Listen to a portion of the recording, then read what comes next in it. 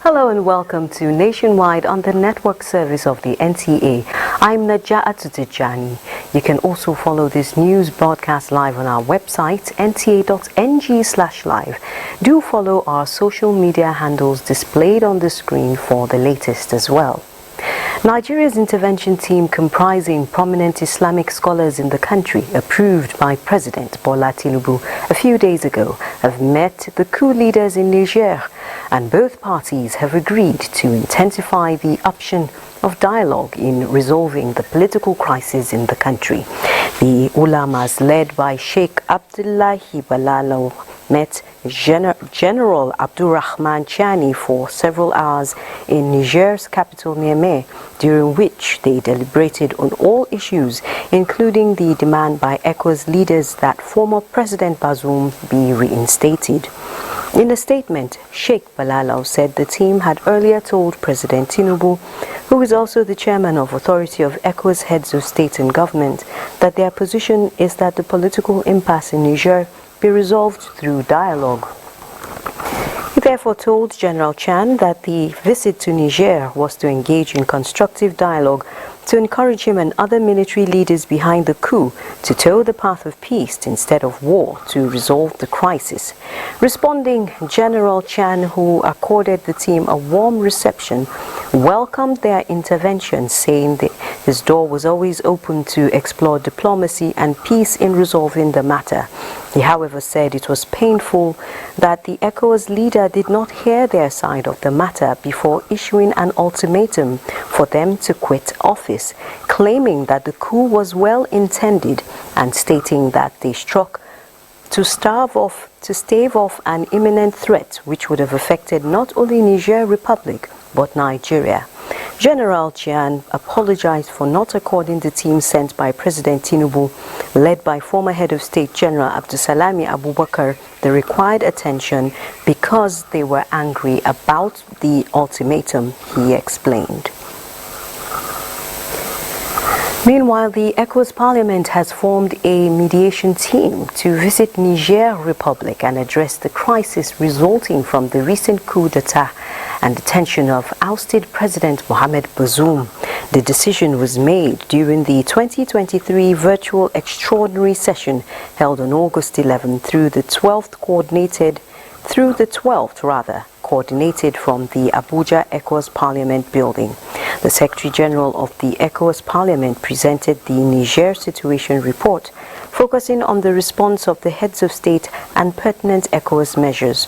The first Deputy Speaker of the ECOWAS Parliament from Nigeria, Idris Wasi, said the committee would consult the chairman of the ECOWAS Authority of Heads of State and Government, President Bola Ahmed Tinubu, before heading to Niger.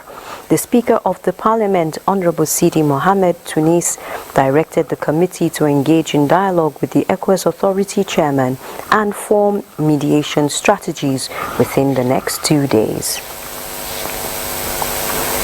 Today is International Youth Day. Despite the growing recognition of the relevance of green skills, available evidence shows a shortage of such skills among young people. The skills gap represents an obstacle for young people as the world shifts towards a green economy. And in this report, Olainka Uju takes a look at what young people say must be done to address this, in line with the theme of the 2023 International Youth Day celebration, Green Skills for Youth towards a sustainable world. In 1999, the United Nations General Assembly endorsed the recommendation by the World Conference of Ministers of Youths at Lisbon, where 12th August was declared International Youth Day. And in the last 2 decades, themes for the celebration focused on mental health, intergenerational solidarity, safer spaces for youths, and civic engagement. Today, the world is embarking on a green transition, and the shift towards an environmentally sustainable and climate-friendly world is critical not only in response to the global climate crisis, but also for achieving the Sustainable Development Goals. It is time, therefore, for all of us here in this room to get united for action. Stakeholders are concerned and do not want more than 60% of young people to lack skills required to thrive in the green economy by 2030. Investing in youth education, skills development, and meaningful engagement is imperative. Please jettison the idea of illegal migration. Look inwards. The solution to your challenges are here in Nigeria. A successful transition towards a greener world that depends on the development of green skills that will support a sustainable and resource-efficient society is the focus now. We as young people understand these problems better because these problems actually impact us. Our futures are at stake here. We're also poised with the sustainability, eco skills, and technology to solve these problems. We have about 8.4 million jobs that these green skills will create. Digitalize most of the things that we do. Since young people must be put at the center of creating positive change in the world, here is what Nigerian youths are advocating for. Let's have a government that is accountable, and let's also give youth an opportunity to lead and thrive. There's also need to also impact young people out there with relevant, transferable, whether hard and soft skills. Providing inclusive education, access to public building, including persons with disability in decision and government-making tables. And now, the world has just 7 years left to make the SDGs a reality. Olainka Ojo, NTA News.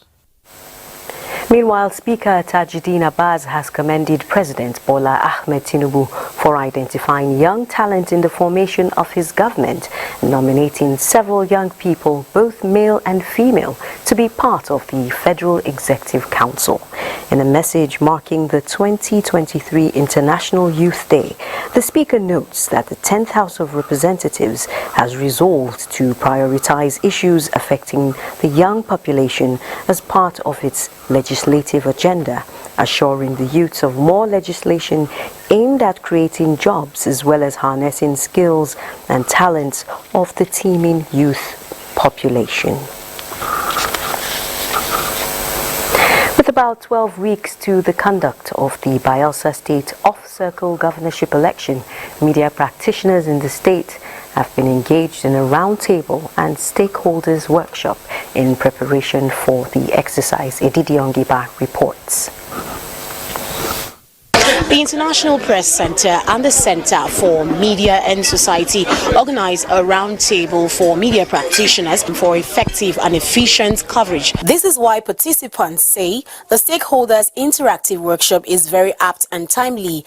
Want to provide opportunity for experience sharing and see areas we need to do better. It's a good one, and we expect more trainings like this for journalists. I want to commend IPC and other collaborators for giving journalists this privilege. Representatives from the Center for Media and Society and the International Press Center, as well as other critical stakeholders in the electoral process, agree that there is a need for media practitioners to be reminded of their responsibility. It's also to help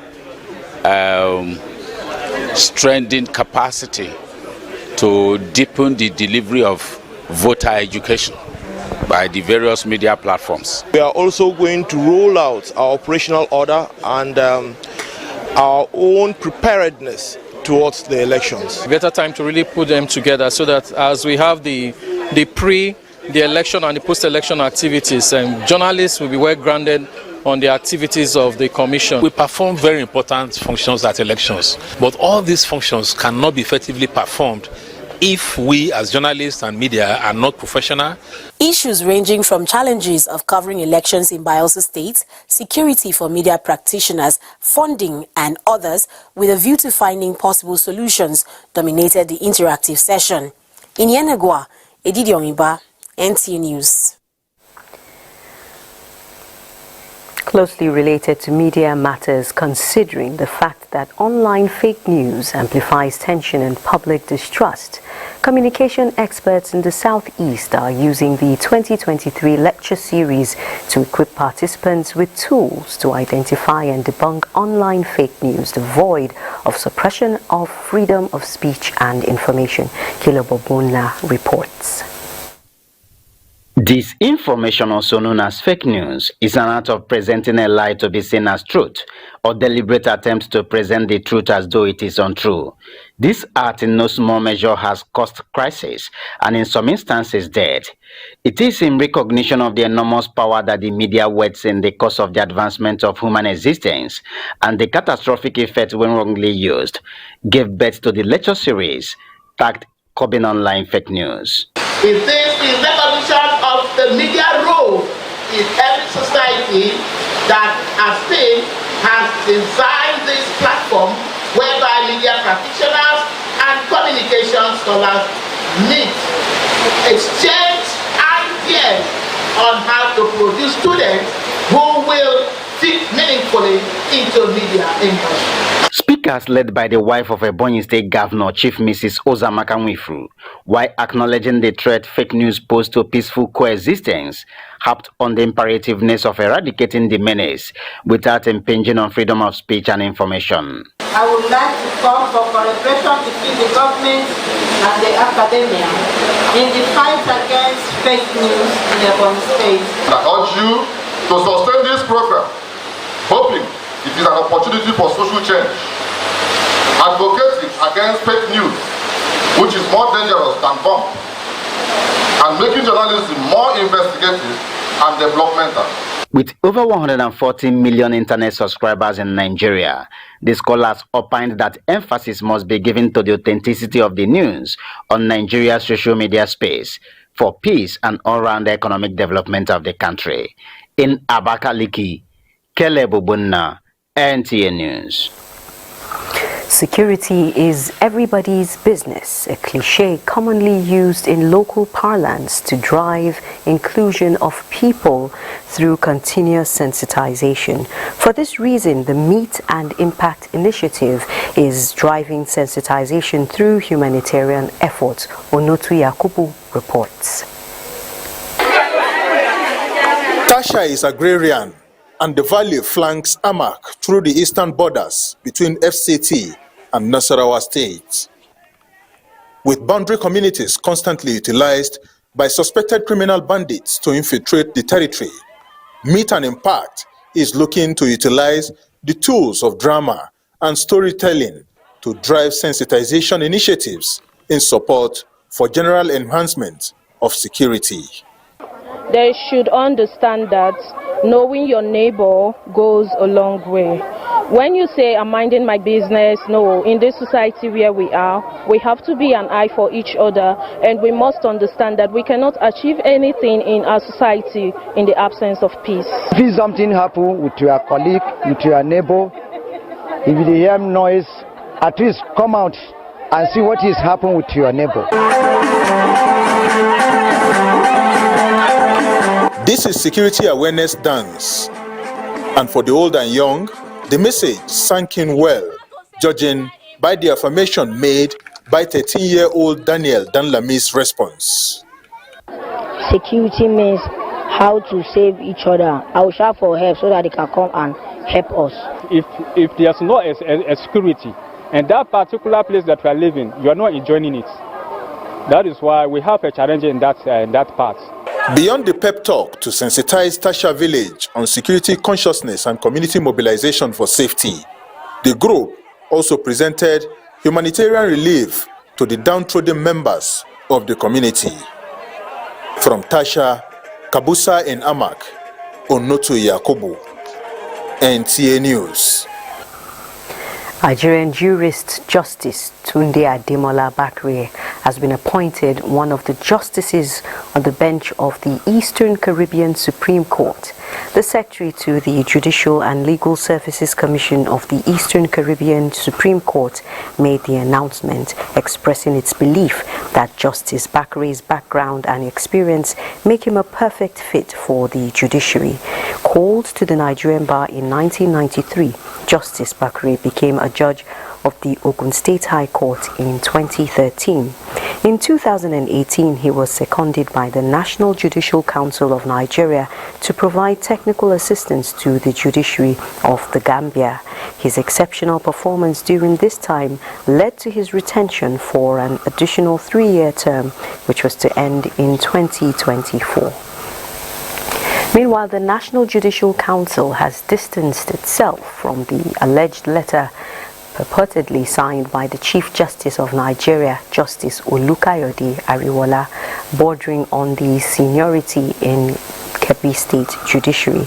In a statement, the NJC Director of Information, Soji Oye, asserts that such an alleged letter did not emanate either from the National Judicial Council or the Office of the Chief Justice of Nigeria. Relying on Section 10 of the laws of Kebbi State, the purported letter awarded the power to determine seniority in the Kebbi State Judiciary to the Governor of the state. Under the Nigerian law, seniority of all judicial officers, both at state and federal levels, are determined by the National Judicial Council. To this end, the NJC advises members of the public to discountenance the letter and its content. We now join Adiola in Lagos for more reports on Nationwide. Hello, Adiola. Najatu.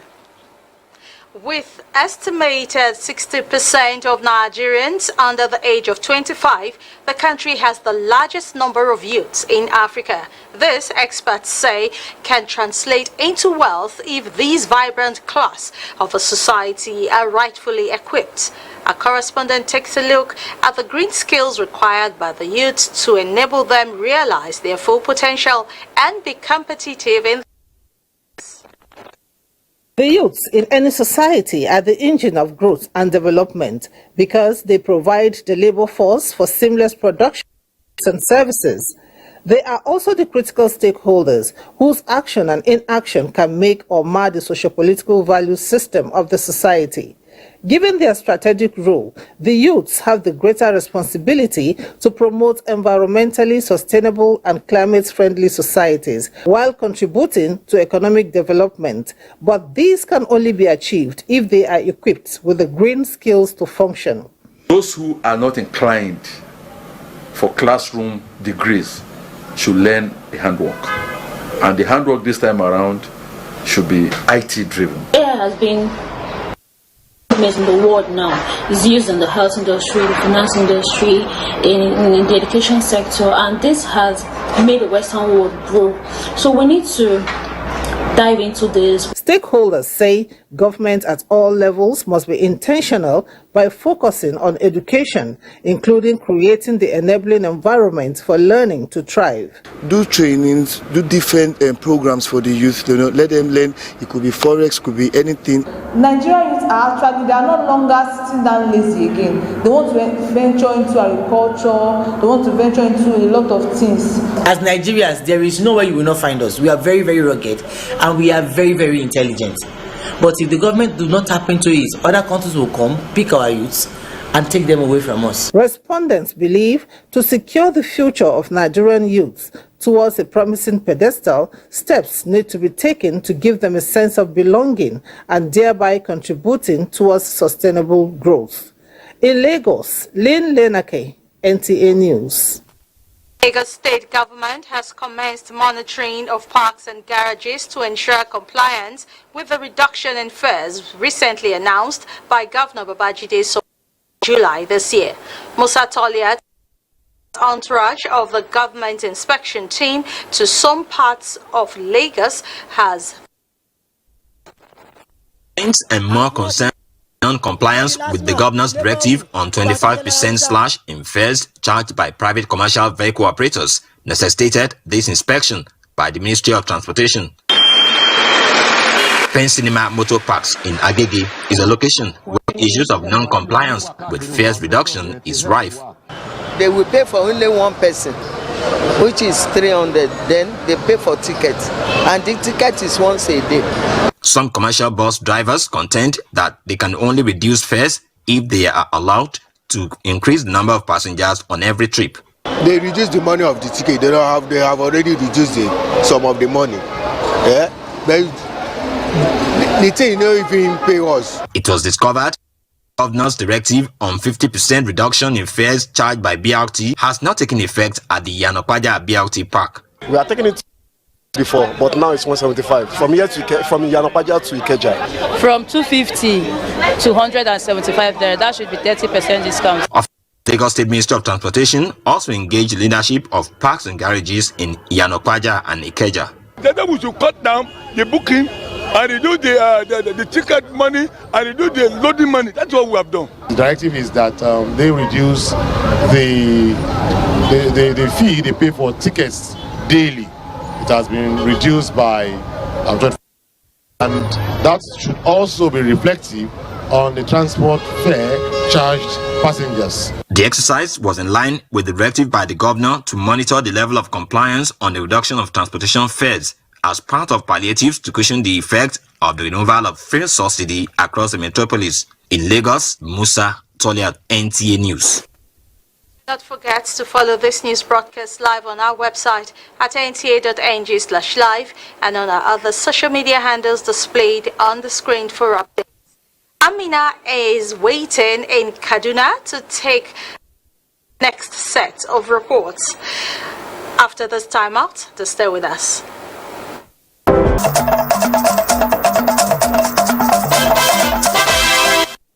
Kaduna Network Center. The Muhammadu Buhari University of Transportation is set to commence academic activities for the 2023-2024 session by September this year.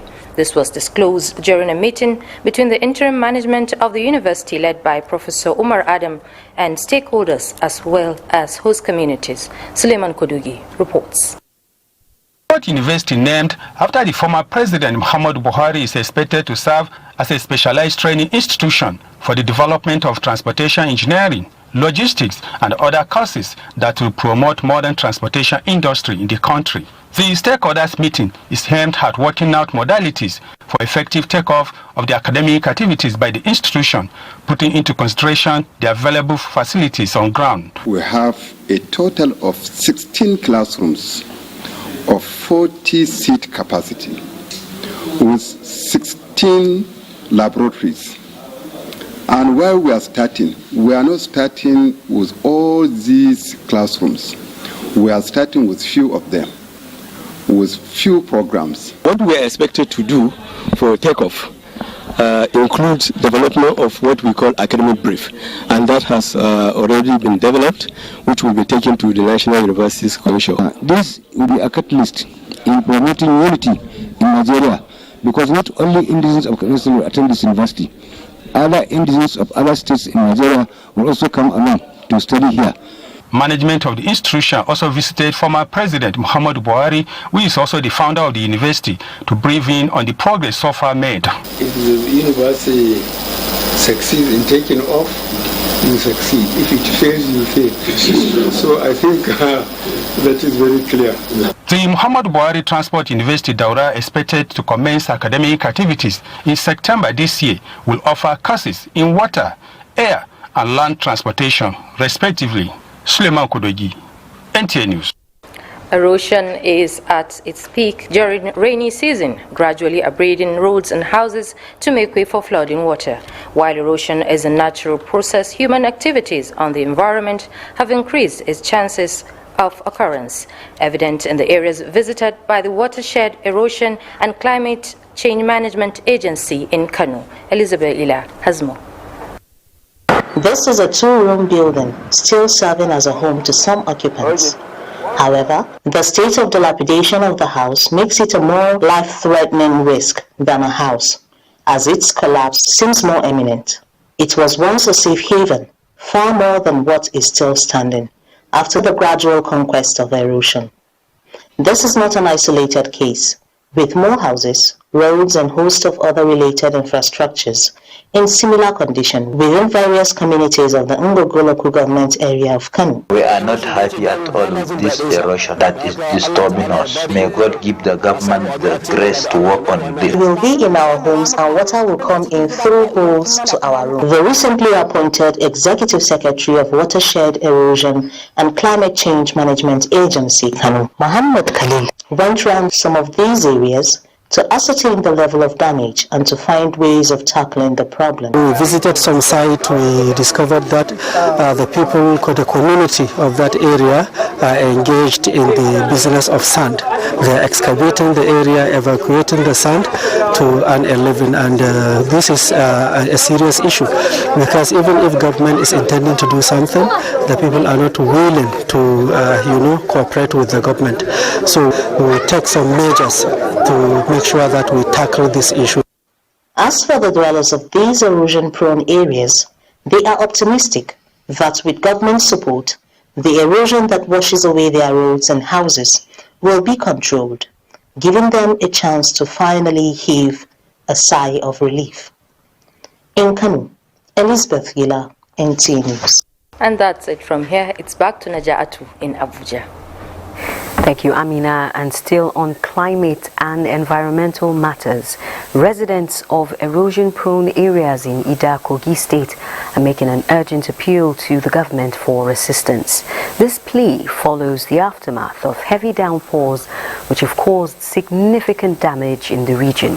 Onchono reports that properties worth millions of naira have been destroyed so far due to erosion. Ida local government area, part of Kogi Eastern Senatorial District, is an ancient metropolitan city and serves as the traditional headquarters of the Igala Kingdom. Ubiegbe New Layout and Igalogba Accountant General Street, situated in upland locations like GRA, Igalogba and Owolikwa, are prone to flooding during heavy rains, leading to severe hardships for the residents. Some affected residents share their concerns with NTA News. Calling on the individual, especially our Igala people at Abuja and in diaspora, they should urgently come immediately so that we can even start before the government will come in. Honestly, we have been crying. If there is anything if any way government can come to our aid, we shall be grateful. In several interviews have been granted, yet nothing has been done. At this point now, look at this one that just happened 2 weeks ago. Begging the federal government and state government to come and help us. This is the only access road where we get. To come and rescue me and my children to the hospital. Please, I need help. Investigations reveal that lack of a proper drainage system and inadequate maintenance of existing ones are the main contributing factors to the erosion problem. In response to this situation, the residents are calling on governments at all levels and well-meaning individuals to extend their assistance. Ojonugwa Ata, NTA News.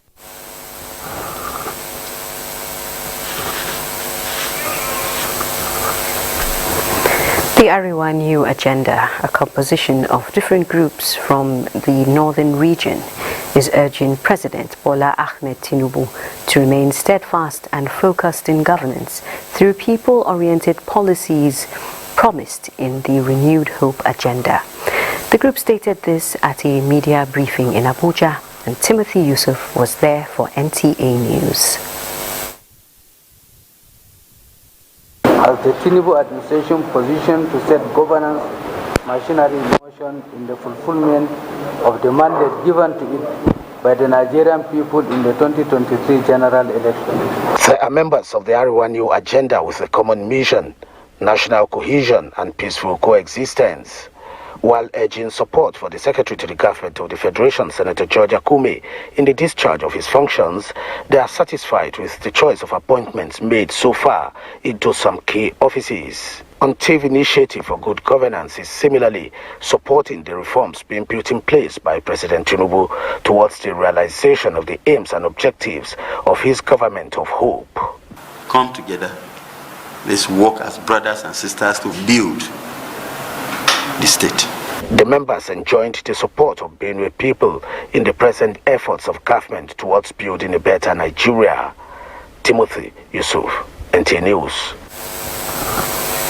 On the security front, Nigerian Air Force aircraft have continued to destroy criminal elements operating in various parts of the country. NAF Director, Public Relations and Information, Air Commodore Edward Gapquet says, in the Niger Delta region, airstrikes under Operation Delta Safe have targeted an illegal refining site situated southwest of Bili, a coastal town in Degema local government area of Rivers State. Airstrikes were also extended to a well-known IPOB camp in Osumogu in Ihala, local government of Anambra State, following intelligence that IPOB elements in makeshift camps were planning an impending attack on innocent citizens. Similar airstrikes were also carried out on August 11, 2023 by the air component of Operation Hatanke at a location about 1.5 kilometers east of Ara, a once deserted terrorist hideout near Sambisa. Enugu is our next stop with Mina as our guide.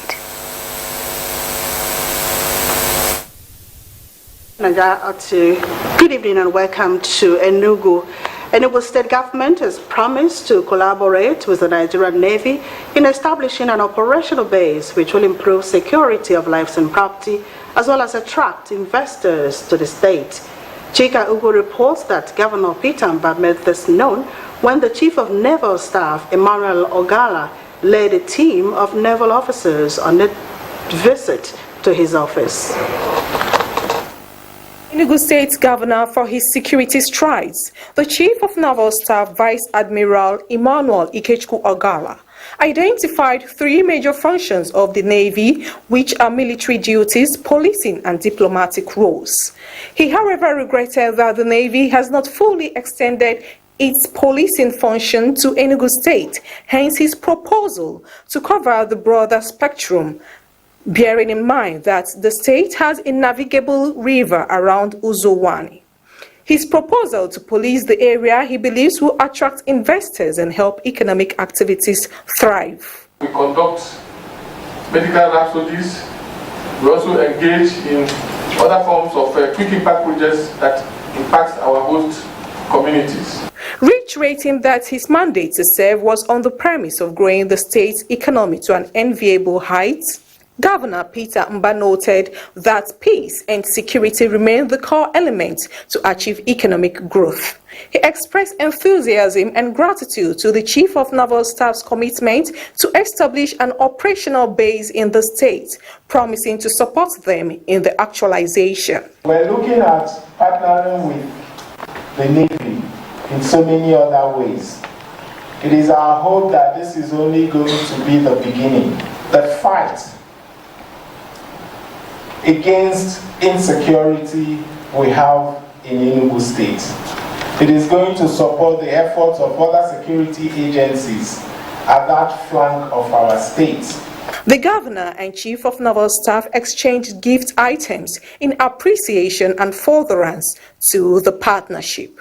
In Enugu, Chika Ugu, NTA News. Considering the fact that online fake news exacerbates social ills, undermines responses to government policies, amplifies tensions and public distrust, Communication Scholars in the Southeast has during its 2023 lecture series armed both state and non-state actors with precise tools to identify, dispel and debunk online fake news devoid of suppression of freedom of speech and information. Caleb Obunda reports. In Misinformation, also known as fake news, is an art of presenting a lie to be seen as truth, or deliberate attempt to present the truth as though it is untrue. This art in no small measure has caused crisis and in some instances death. It is in recognition of the enormous power that the media wields in the course of the advancement of human existence and the catastrophic effect when wrongly used, gave birth to the lecture series tagged Curbing Online Fake News. If this is recognition of the media role in every society that has designed this platform whereby media practitioners and communication scholars meet, exchange ideas on how to produce students who will fit meaningfully into media industry. Speakers led by the wife of Ebonyi State Governor, Chief Mrs. Ozamaka Nwifuru, while acknowledging the threat fake news pose to peaceful coexistence, harped on the imperativeness of eradicating the menace without impinging on freedom of speech and information. I would like to call for collaboration between the government and the academia in the fight against fake news in Ebonyi State. I urge you to sustain this program, hoping it is an opportunity for social change. Advocating against fake news, which is more dangerous than bomb, and making journalism more investigative and developmental. With over 140 million internet subscribers in Nigeria, the scholars opined that emphasis must be given to the authenticity of the news on Nigeria's social media space for peace and all-round economic development of the country. In Abakaliki, Kele Bubunna, NTA News. And that's a bit from here. Remember, you can follow this news broadcast live on our website at www.nta.ng/live and on our social media handles displayed on your screen for updates. We'll take another break here. Nationwide will continue with Abubakar in Maiduguri after this break.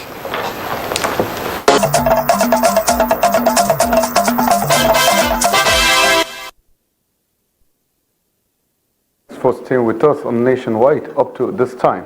Let's now continue from Maiduguri Network Center.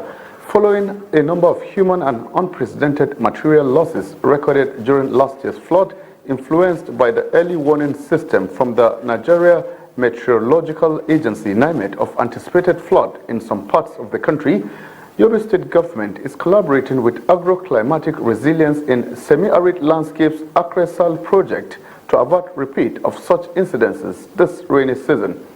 To achieve the said objectives, a critical stakeholders engagement has mapped out strategies towards flood mitigation this rainy season and beyond. Yunusa Suleiman completes the story. Available data indicates that 75 people lost their lives, while about 6,600 people were displaced as a result of last year's flash flood that affected 255 communities in Yobe, making it the most severe disaster witnessed in the state in recent years. At this one-day engagement, these key players, with the support of Acresal project, are chewing the cud to find practicable solutions to mitigate flood and possibly avoid reoccurrence of the phenomena of that magnitude. So the main objectives of workshops are to highlight key challenges and lessons learned from the 2022 climate disaster with respect to communities, strengthen synergy and cooperation among stakeholders in preparedness for the 2023 plan. His Excellency, Executive Governor of Yobe State Honorable Malakuni, directed Yobe State Emergency Management Agency to come up with ideas that will mitigate and decrease the incidence and consequences of flooding in 2023. The session also highlights successes recorded by the state government and partners in managing the disaster. In the Matru, Yunusa Suleiman, NTA News. Away from that now to tell you that in line with animal conservation and protection mechanisms, 2 endangered wild animal species being trafficked across the border along Gamborungala Road in Borno State were rescued. The wild animals were intercepted by Nigeria Customs Service officials and handed over to the Maiduguri Zoo for safekeeping with support of National Environmental Standards and Regulations Enforcement Agency, NESRIA. Milka Damalam will now tell us more. Wildlife animals and endangered species such as these African crowned crane and gazelle antelope, among others, are being conserved to prevent them from becoming extinct by unnatural causes such as poaching and trafficking. The rescue of the endangered animals on transit along Gambaru Road in Borno State is coming at a time the Nigerian government is giving priority attention to wildlife protection, hence the involvement of Nigerian. Chairman Maiduguri Zoo Management Committee, Baba Bukar Zanna, and State Coordinator, National Environmental Standards and Regulations Enforcement Agency, Nigerian, Kao Ibrahim, said that wildlife animals are valued species and commended the rescue. We have very good staff in, maintaining or saving animals. So whenever such cases arise in any corner of the state, people should contact us immediately so that we'll transport the animals to the right, habitat. Presently, the two African crown cranes, I think they are in good condition, and even the antelope. They advise the public to desist from poaching, but protect and preserve animals for the well-being of all. The 3 animals are currently at the Maiduguri Zoo for safekeeping, pending conclusion of investigations. In Maiduguri, Milka Damalam, NTA. And that's a contribution on Nationwide from Maiduguri. Naja'atu in Abuja has more for us this evening. Thank you and welcome back to our Abuja studios, where we head to Uyo, where it has been a sour taste for some residents in the city center and adjoining communities who have been experiencing robbery attacks. But the police is assuring residents that it will not back down in its war against criminal elements to keep the people safe. Evelyn Badu Epo reports. Tales of anguish, frustration, pains and losses are some of the many narratives from residents in Etoi community in Uyo, in Biokoro in Nsidibom local government area, and in Berebe in Ibesikwa Sultan local government area, whose lives were spared in robbery attacks, but their property forcefully taken. We stay in the main road, so for them to come, they took their time. They were not in a hurry. They took their time. They came, they succeeded, they left. We need a strong security. We've enjoyed safety for about 3 years now. We've not had incidents of armed robbery attack. But just for like 2 weeks ago or a week ago, that this insecurity, armed robbery attack started. The Nigeria police says it is not resting on its ass to chase miscreants out of the state. When you see something, say something. When you hear something, say something. And oftentimes I've continued to say, when you suspect something, say something. It is better for us to come and it didn't happen than for us to come while it had taken place, it has happened, and it's over. And you say we came late. No, give us timely information. We are willing to work with this information for the good people of Akwa Ibom State. It is the hope of residents of Uyo and environs that the police and other security personnel will join hands to reduce crime to its barest level. In Uyo, Evelyn Badu Ekpo, NTA News. And in neighboring Benue State, Governor Hyacinth Alia has inaugurated a task force for the prevention and control of the spread of anthrax. Elias Itiab reports. Force for the Prevention and Control of Anthrax, as inaugurated by the Benue State Governor Hyacinth Alia, is to identify and isolate cases of the disease in the event of an outbreak, carry out massive sensitization of members of the public on the dangers of the disease, as well as advise appropriate authorities on the necessary actions. Other terms of reference for the committee include to ensure strict monitoring of entry points with neighboring states and investigation of suspected symptoms. Since prevention is better than cure, the task force we are inaugurating today has been mandated to ensure that the grave danger anthrax disease poses to both humans and animals does not get to Benue State. Chairman of the committee, Dr. Edward Amali, who assured the governor of their resolve to deliver on their mandate, noted that a rapid response team has been set up to check the outbreak of the disease in the state. Because I've also mentioned that all of these things will be made available with dispatch, and we want to assure you, Your Excellency, that we are going to do the best that we can to support this issue. The task force has members drawn from the state and federal ministries of agriculture, ministries of health and that of environment, the Nigerian police, and the Joseph Sawan Taka University, Makudi. In Makudi, Elias, ATF, NTA News.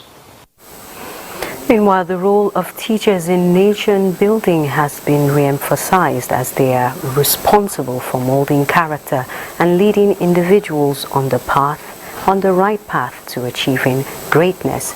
The national president of the Police Officers' Wives Association, Elizabeth Kayode Egbetokun, said this at the 26th passing out parade of students of the Police Secondary School in Minna. Husseina Musa reports.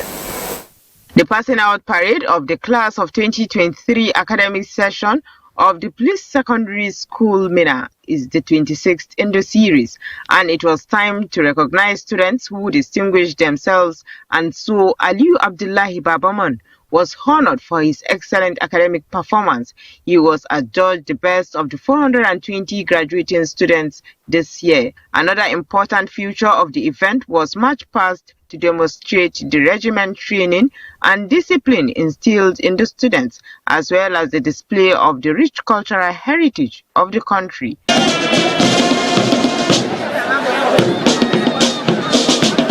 Guests at the event, including the president of the Police Officers' Wives Association, POWA, took turn to eulogize teachers and their significant role in nation building. Teaching is a calling. Teachers in their way are holy angels, leading their flocks out of the darkness.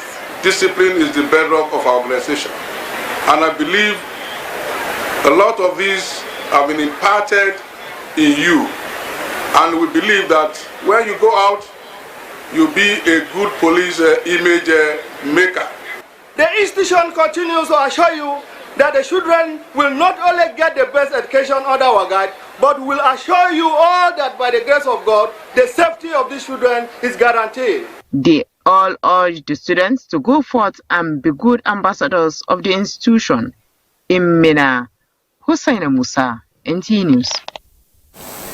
And on that note, we conclude nationwide on the network service of the NTA. Thanks for watching.